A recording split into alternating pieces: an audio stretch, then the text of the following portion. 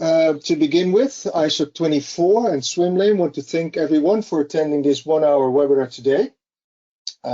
Please note that we're recording today's session and we'll be sending it to you after the webinar. My name is Eric Luteijn. I'm chief editor of the Dutch trade channel platform ID Channel Pro. I will be hosting today's session. And also live in this webinar are your organizers, Mark de Groot, Richard Booms. Guys, would you please introduce yourselves? Yes, my name is Mark de Groot. I'm responsible for the sales and marketing part within ISO 24. And yeah, really looking forward to having this webinar with all the attendees. Thank you. Thanks, Mark. My name is Richard Booms. I've joined Swimlane 2022 already. My background is government risk and compliance. I'm also having a certification on DPO and also CISO, but mine can be more reliable for my colleague. And my background is work for many big companies such as IBM, Microsoft, and McAfee. Just going back to Eric. Very good, guys. Okay, let's first start with a brief introduction of ISO 24. ISO 24 has been building its unique portfolio with information security solutions for almost 13 years now. A strong portfolio that can be divided into 4 different solution areas. The first solution area contains solutions and services for vulnerability management, pen testing, web app scanning, AP security, and continuous strategic pen testing. The second solution area is aimed towards the endpoint with solutions for data classification, compliance auditing, and insider risk management. While the third solution area contains solutions for SIEM, MDR, WEBA, and SOAR. And the fourth and last solution area contains solutions related to threat intel feeds, threat intel platforms, attack surface monitoring, and deception technology. We will be sharing the latest ISO presentation with you with these solutions described as I did just now, and the session and the recording of today's webinar. All right. Okay, let's look at the agenda for today. It's all about describing the benefits of using automation to stay compliant. This particular session is about automation in general and what Swimlane has to offer with its premium and flexible and open source platform. There's a possibility during this webinar to ask questions, but please put them in the chat function, and we will be answering these in the Q&A part at the end of the session. So without further ado, let's get started with our main speaker today. With me is Mike Lyborg, CISO of Swimlane. Mike, can you please introduce yourself to the audience? Yeah, thank you, Eric, and thank you, Richard and Mark, and everybody that's joining us today. Like Eric stated, I'm the Chief Information Security Officer at Swimlane. Been with Swimlane for almost 7 years right now, where we focus mainly on automation, orchestration, and a low-code studio to do so. Prior to that, I built a number of security programs and worked a lot in the military and U.S. government for just over a decade. But it's always been going back to the basics, IT, general controls, and supporting compliance and risk management. All right, thank you for this introduction. There's a number of subjects to discuss, and let's waste no time and let's start. Mike, I have a couple of subjects that I would like to ask you to elaborate on from your perspective.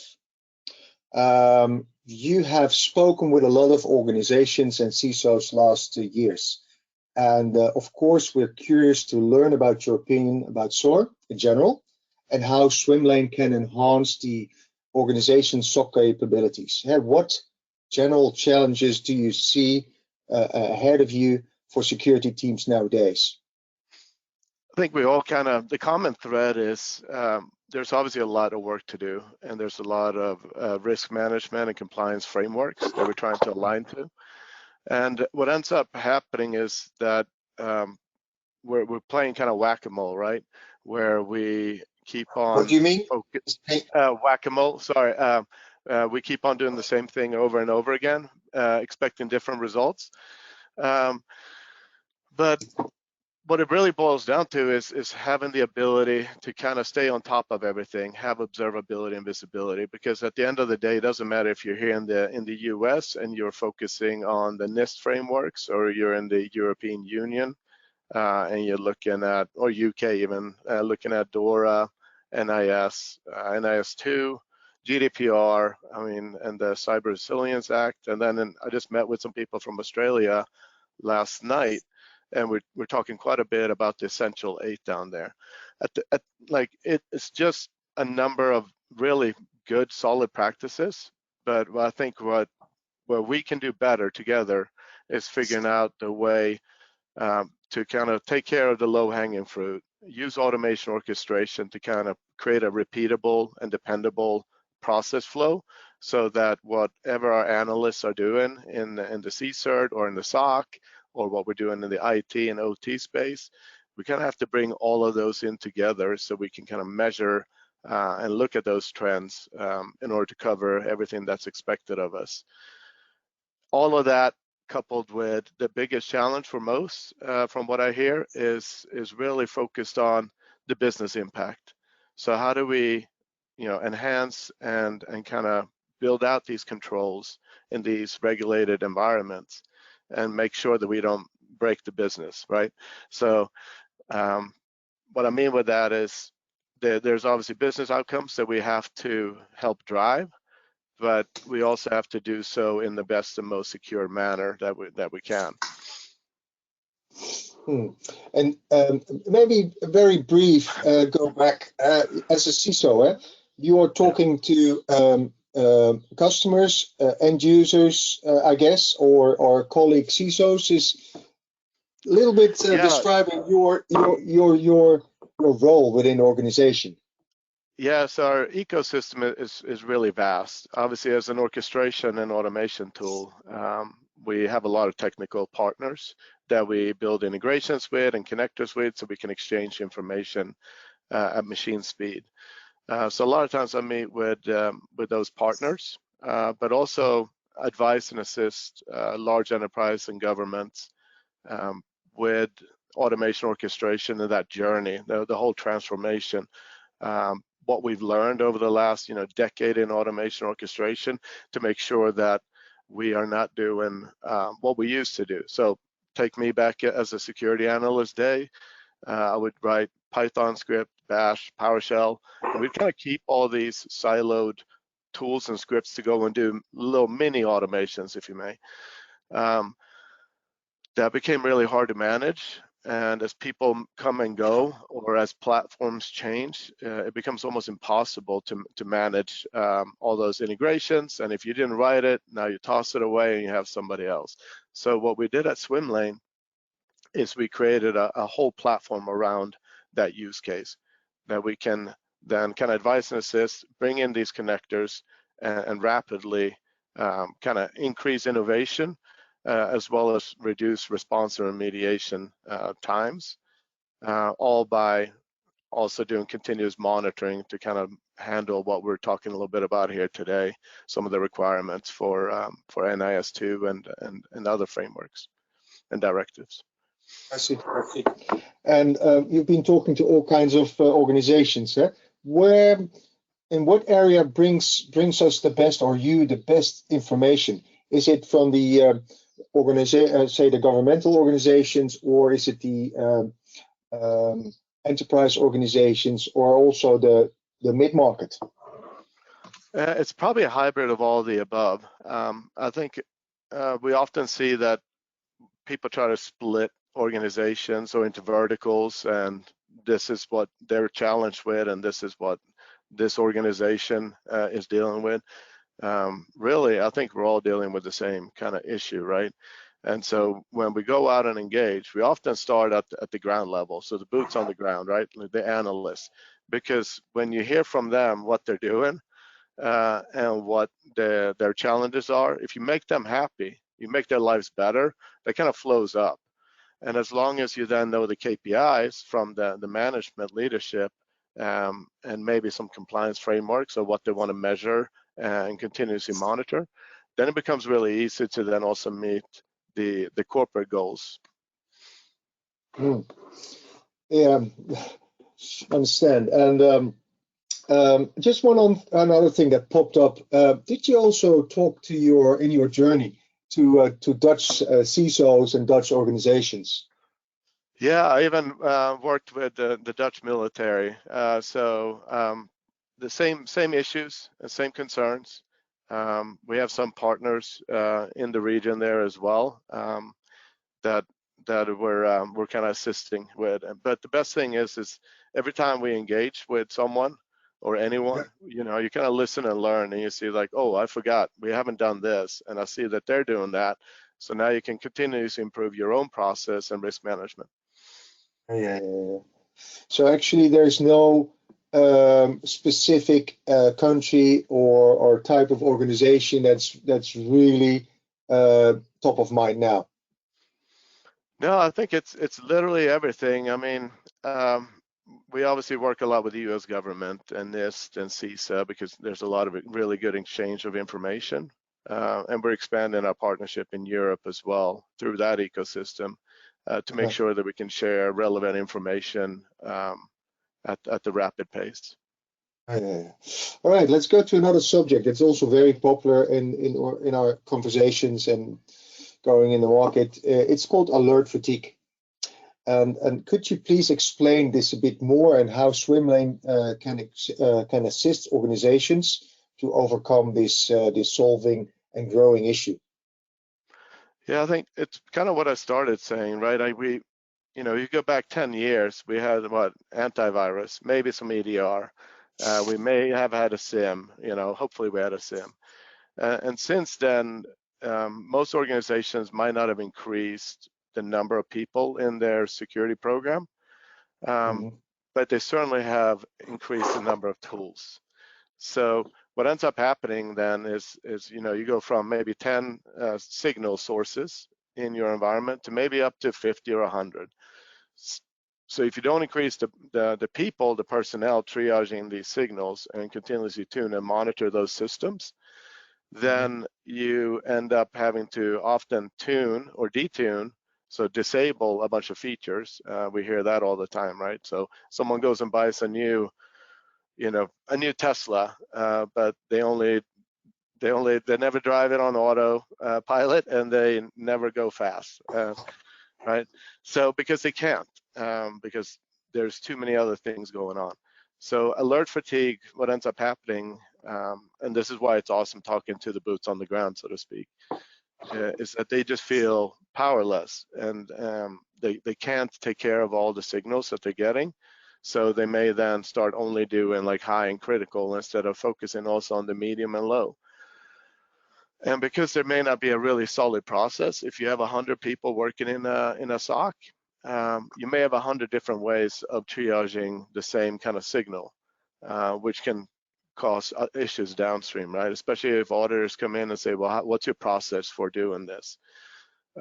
So what we like to do is interview the people that own that process and then pick the brains of the people that use the process.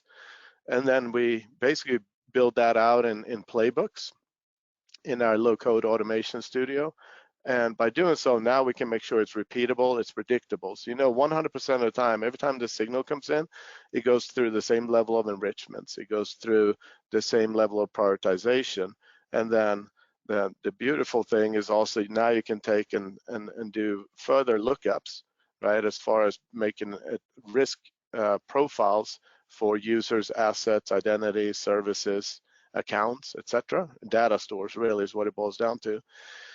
And by doing so, now you have the ability to say, you know, if this and that, let's put this at the top of our pick list because it's a critical identity on a sensitive device accessing restricted information, right? And so now you can then dynamically increase the values of the priority.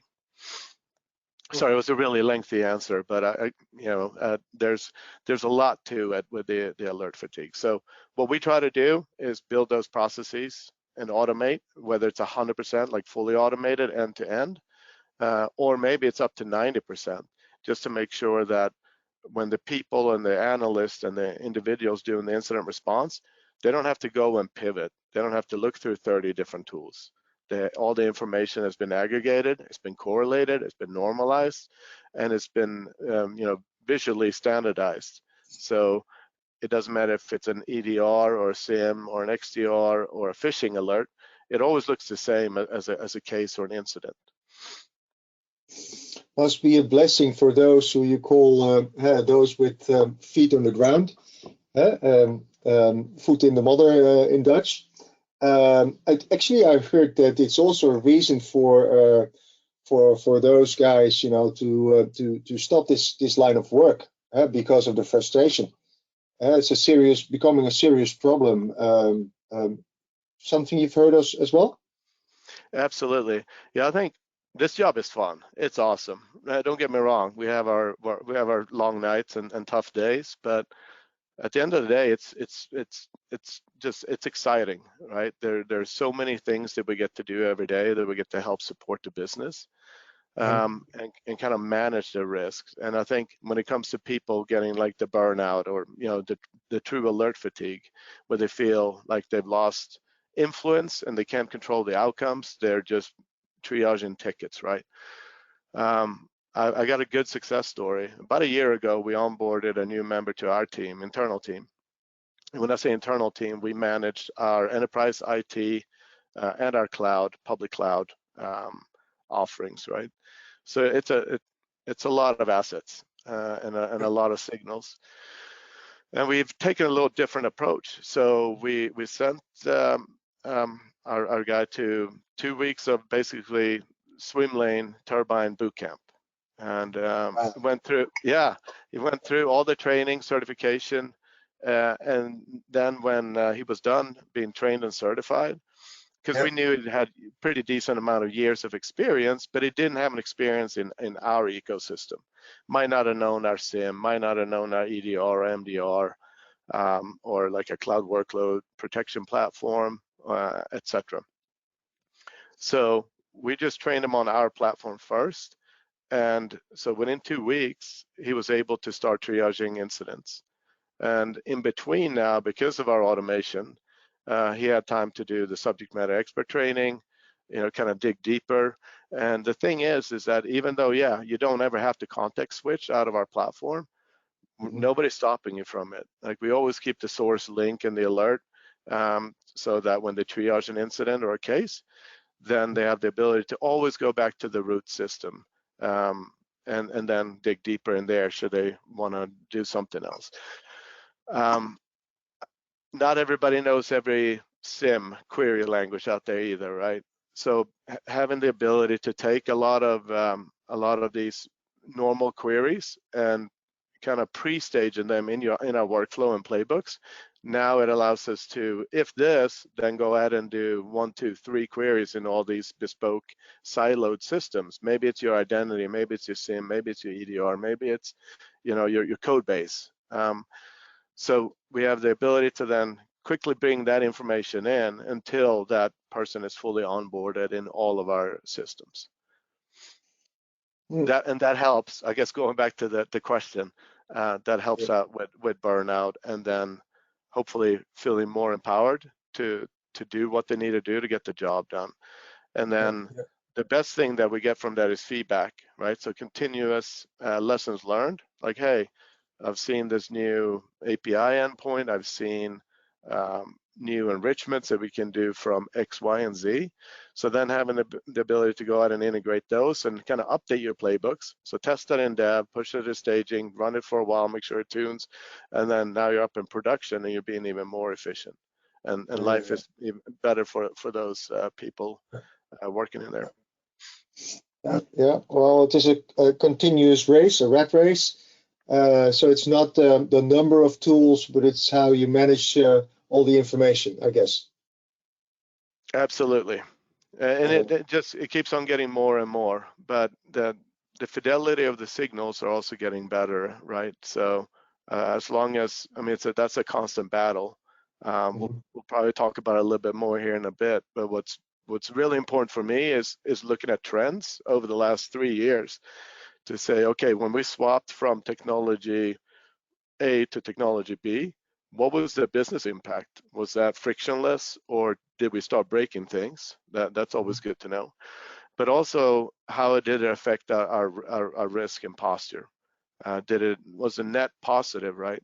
Because then now you can say like, well, we made a bad investment there, or as a matter of fact, this was spot on. That was a great change of technologies, and now we've moved leapfrogged on the, maybe it's on a maturity scale, depending on how you measure that.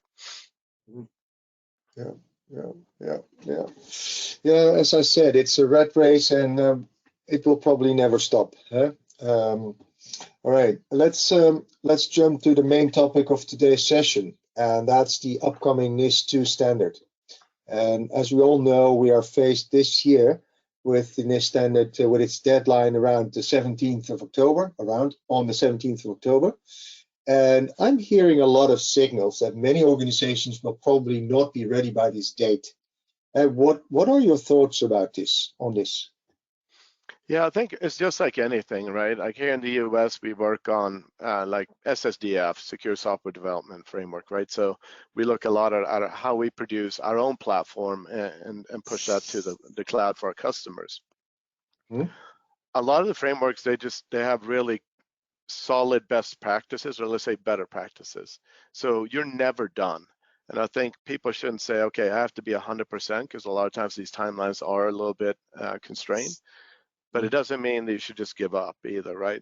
So do what you can, but focus on the low-hanging fruit. Like, where are you going to take, get the most amount of bang for your bucks right now with the technologies you might have?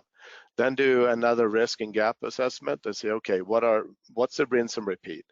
Like, what should we do next? So from that risk assessment, you might have said, okay, well, we don't have full visibility into our supply chain or something. Right, we'll do everything else first, and then maybe in parallel build a team that then starts working on that. They may not be there in October, but the fact that you're working on it, I think, is going to be paramount. Well, I believe it does make some business owners quite nervous with this date coming up.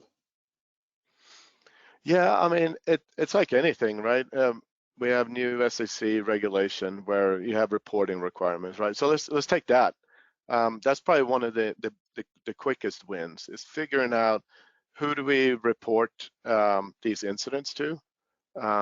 What's the chain? So here in the US, right, we have IC3, we have FBI, we have all these systems. We have CISA.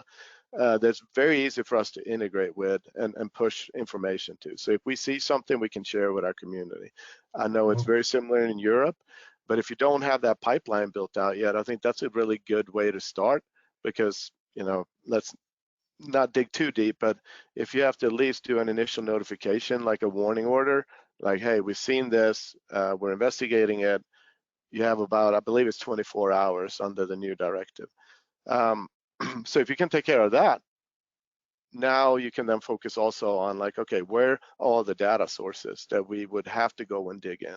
So now you're basically reverse engineering to say, okay, if we have this type, let's say it's a ransomware, or let's say it's some sort of intrusion from OT to IT. Now you know what systems, where those sources are, and then you can then build that out. Obviously, I work for a company that we do this automatically. So we have these connectors in the ecosystem that make this pretty trivial. But that's definitely what I think is really important to focus on. Another thing that we often see gaps in, including we had a gap about 3 years ago, that was ITAM, or IT Asset Management, CMDB. So we looked at a lot of different vendors out there, and there's some great vendors for just that does that job really, really well. But we ended up realizing that, well, wait, all of our MDM, all of our EDR, MDR, XDR, like all of our tools in our stack, all of our cloud resources, they're just API calls. So if we go and ingest them every couple of hours, now we have built our own CMDB ITAM. So, Richard here, he's an asset to me. He's also a friend, but he's primarily an asset.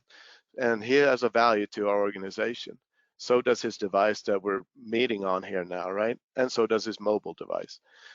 anything and everything that he does, we have to have the ability to continuously monitor, look for, you know, any behavioral anomalies, or maybe it's a new policy push, right? Maybe we're updating network policies, zero trust policies. Maybe we're updating what he can share externally. So as part of all of these kind of controls and frameworks, the better practice, right? What we often focus on is like, okay, who's the identity and what data does he, she, are they supposed to be able to access?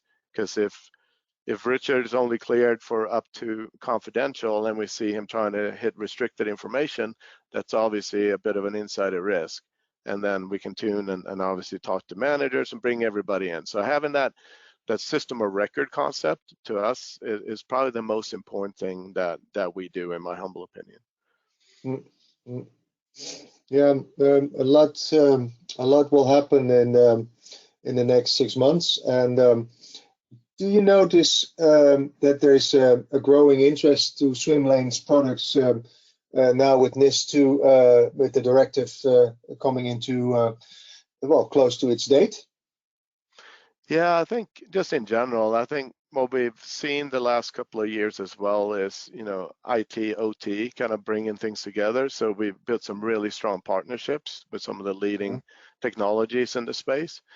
Because I think back in the day, we used to just have two very separate systems, right? This was air gapped, this can do anything. And, you know, last 10 years, give or take, we brought these two systems together. So now having observability and kind of a fusion of all the different signals is very useful, because if you just silo everything, you can have an incident response team working on something in the OT and not talking to the IT or the cloud, like, and all of a sudden you're missing, and the left hand's not talking to the right hand. So having that unified approach where we can take signals in is definitely helping others out, especially in the critical, or I think NIS2 talks about it more like essential and important entities. So whether you're water, utilities like power, banking, financial, manufacturing, that's an important step to start with. Is okay, where are we at on this journey, and what will be our next steps to get to where we need to be? Yeah. Well, that's OT, IT incidents. Well, actually, are in my mailbox, my editorial mailbox, almost daily. So that's really an interesting field to watch and to give a look. All right. Another important topic on your agenda as a CISO are the constant compliance challenges of organizations which they are facing. Being a top 50 CISO, you've been talking to a lot of other CISOs about their pains and challenges. What are the responses you're receiving during your conversations? Yeah, I think a lot of the different organizations out there, we might all be trying to boil the ocean because there's so many different frameworks and ways that you can map these different controls, right? And how do you test the controls? And are you just doing an audit for compliance? Are you continuously improving? Are you measuring your maturity?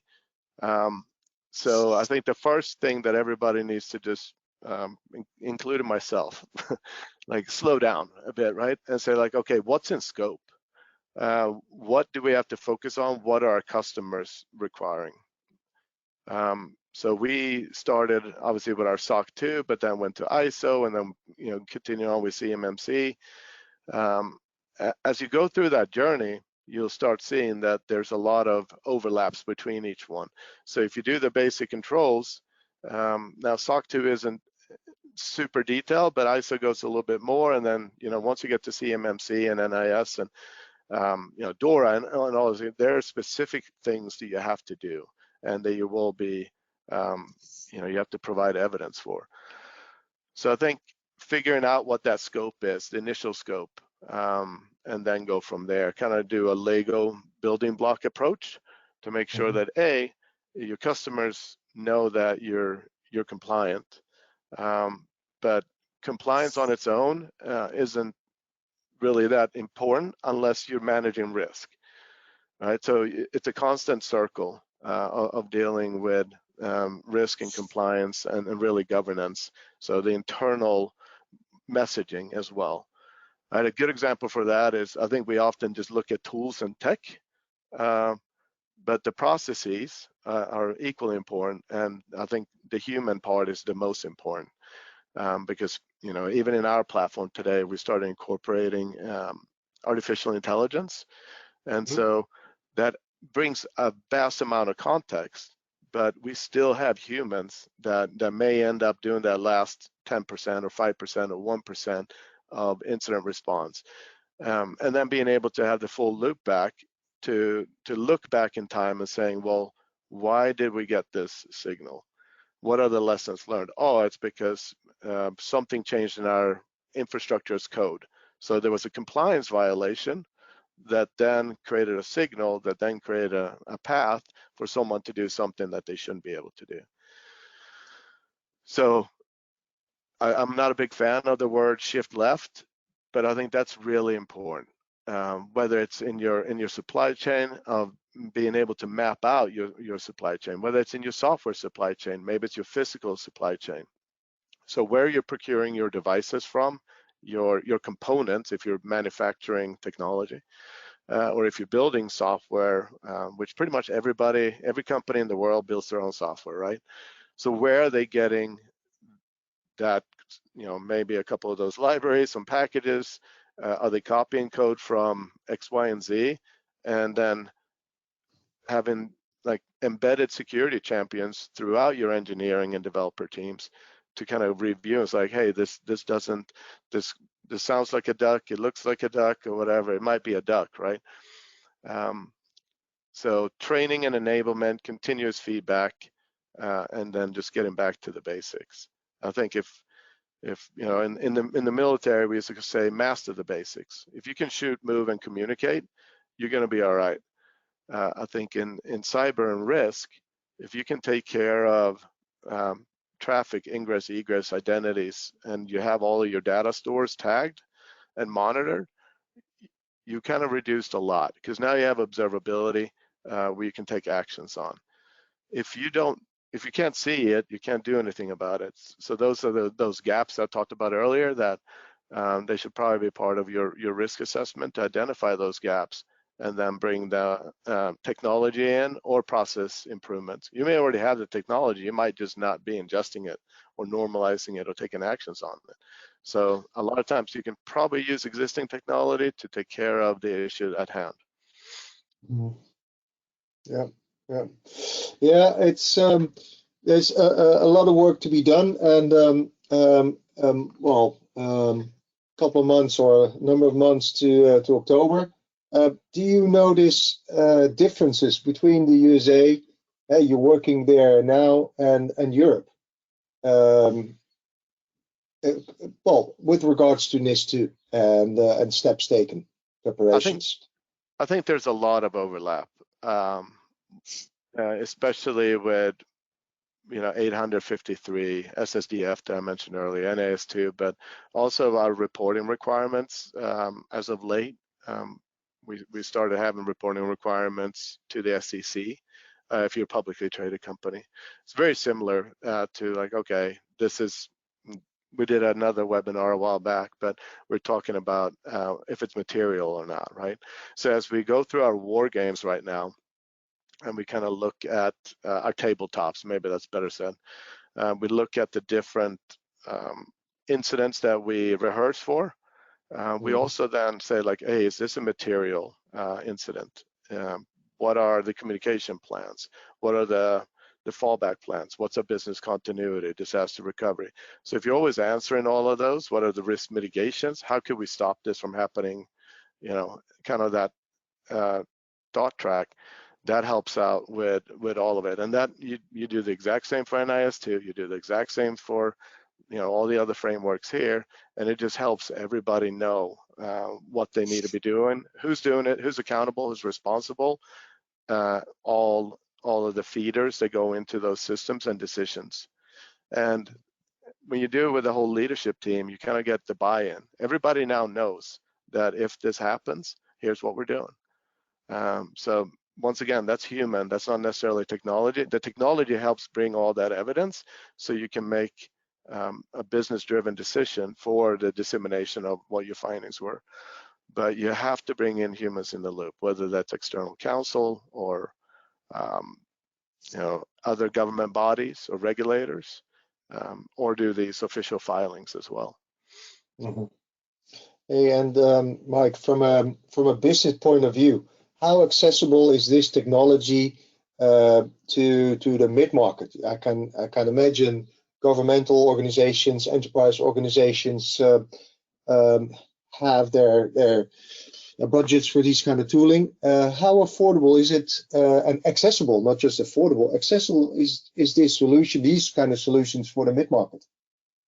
Yeah, I think historically, even go back 3-4 years, SOAR was difficult and cumbersome in certain aspects, right? You had to know, you had to have a certain level of processes in order to start, right? Because you can't automate what you don't know.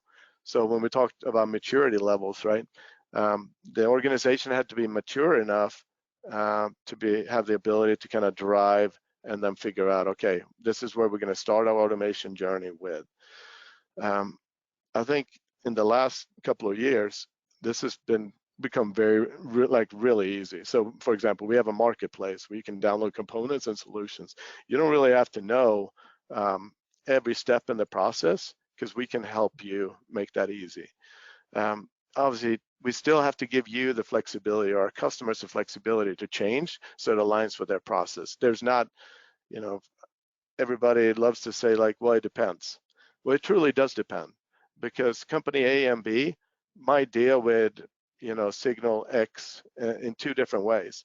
So if you try to cookie cutter it and you're like, this is how you deal with this, people are going to get upset. So make it easy enough, make it pluggable, composable, where people can optimize those playbooks to fit their risk management framework and basically their steps and processes. But even like the dissemination thereof, right? So a lot of times we work out of band, we work on phones, and you have to have ability to kind of reach out and collaborate, often out of band as well. So that used to be somewhat difficult. Some companies made it really easy, but it was like, this is all you get. Here's a webhook with a little bit of data. Well, what if you want to change that? Maybe you want to know it in, like in the military, we had the 5 W's, right? Like the who, what, when, where, and why. If you want to change the formatting, it might have been almost impossible to do until they do a new platform release or something like that. It's important to have those composable or kind of components that you can easily tune and tweak to match your process and your technologies. Yeah. All right. Thanks for your input, your valuable input, and your elaboration today. Let's go to the Q&A part of this session and see what kind of questions are on the list. Where do I start? Yeah, one question. Where do I start? There are so many steps to be compliant. What are the first steps? What about it, Mike? Yeah, I think first figure out if you're in scope for NIS2, if we're talking about NIS2, right? So there's clear communications on if you're part of some of these sectors or verticals, or you've received a notification, you probably know that you are, right? If not, it doesn't mean that you shouldn't drive to be there, because in the next year that you might have a merger, or you might acquire a piece of technology that now you're in that space. Yep. So I'm always like, prepare for battle, prepare for the future, right? So I think in the Army, right? Yeah, Marine Corps. almost as good, right? But no, I'm joking. I love our Army brothers and sisters as well. But yeah, so figure out if you're in scope, and then like the first thing I always recommend is do that gap analysis and do a risk assessment and figure out where the holes are, and then prioritize those holes. Like even though Essential 8 isn't part of NIS2, like it's a really good start. You're tackling those low-hanging fruit. Like, do you have MFA? Do you have well-tuned and configured ingresses and egresses from your whole ecosystem, right? And you can kind of go down through that with allow lists and everything else. Then I think it's also important to get business buy-in. Say again? The business buy-in from the top levels, right? Historically, in a lot of enterprises I've talked to, the security and IT and basically the GRC teams, they're a black hole in a cost center that introduce friction into the business. This is all shifting and has shifted the last 5-10 years, right? But I think it's super important that everybody's aware, because ultimately, when you do your attestations and you do your kind of validations, that's the executive team and leadership that has to also acknowledge that. And part of that friction then is now that ownership is not coming just from the GRC or the security or the SOC team or the infrastructure team or whatever. It's like, no, this is what we have to do. And that drives business. And what you end up seeing at the tail end of a maturity increase is an equal increase in productivity, because you're not worrying and you're not rinse and repeating. Let's say you're producing software. If you didn't have a good vulnerability and patch management program for your internal product before, kind of building out these pipelines, automating and orchestrating and gluing all these different tools together, now you can make decisions at a much faster pace, and you can reduce risk to your customers, which then reduces risk to yourself. A never ever ending activity. Correct. Yeah, all right. And another question is, how much of the process can be automated? So we have playbooks. One example, right, is try to stay like a gray man. Simple use case could be, and there's technologies you can go out and buy, but we kind of drink our own champagne, so we already had our own technology. But let's say that you take your zero trust network, your agents for your endpoints, right? And then you have your AWS, your Azure, your cloud ingress, egress. Maybe you have corporate physical firewalls, mobile devices. One of the things, so we partner with a lot of cyber threat intelligence feeds and vendors, and so they're part of our technology stack. So what we do several times a day, we go and basically ingest all the worst of the worst and kind of down midstream of the bad mark, right? And then we can continuously rehydrate, basically update all of our policies for ingress and egress globally. Now, like I said, there's technologies you can go out and procure, or you can kind of just take that, and because what we have in our cloud is very different firewalls from what we have on-prem, which is very different from what we have in our endpoints, right? So having that ability to continuously update reduces risk, right? And then you can have signals, obviously, as well, saying like, hey, Richard and Mike went to the same web page and downloaded this payload, and EDR fired off a signal, MDR isolated it. Like, well, how did they both get on the opposite sides of the world get the same link? And then now you can figure out how that slipped through, add it to your watch list or drop list, and now if anybody else does so, you don't really have to worry about it, because it's not leaving. You're not making that connection, right? And the same from all the outside scanners, botnets and everything else, are constantly looking, port scanning and doing reconnaissance activities. If you drop most of them, when people are trying to look at your organization, you may have a smaller attack surface from what's been aggregated. Doesn't mean that you fixed anything, right? Because all they have to do in pivot and use another source, but you can reduce some of the noise. So that's one of the many things that we can have fully automated, right? Another one, our head of GRC and a guy that I work with, Kevin, he was at Coachella a couple of weeks ago. He was where?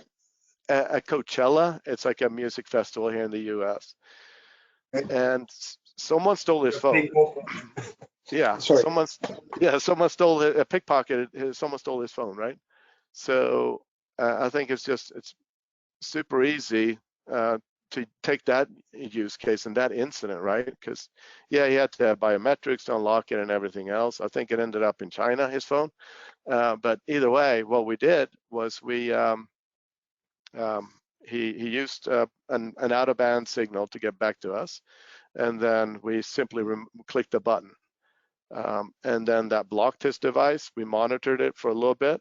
So when I said block his device, his MDM will not allow him to access any corporate data, right, or communications. We were not able to recover it or locate it at that time, so write it off as a loss, and we changed a toggle in the incident, and it remotely wiped and destroyed his device. So those are some things that otherwise that we can take care of that as a security team using Swimlane automation orchestration. Otherwise, it would often be a ticket to like an IT team or your identity team or your MDM team. If you are maturing, then think about those wherever you're at on that level or the different scales. It's like, do you have the risk appetite to automate some of these? It doesn't mean that, oh, Kevin lost his phone, let's nuke it.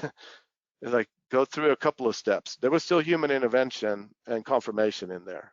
So no, it's an interesting example. Interesting, because we all recognize this example, I guess. Maybe a last question for a 2-minute answer, Mike, about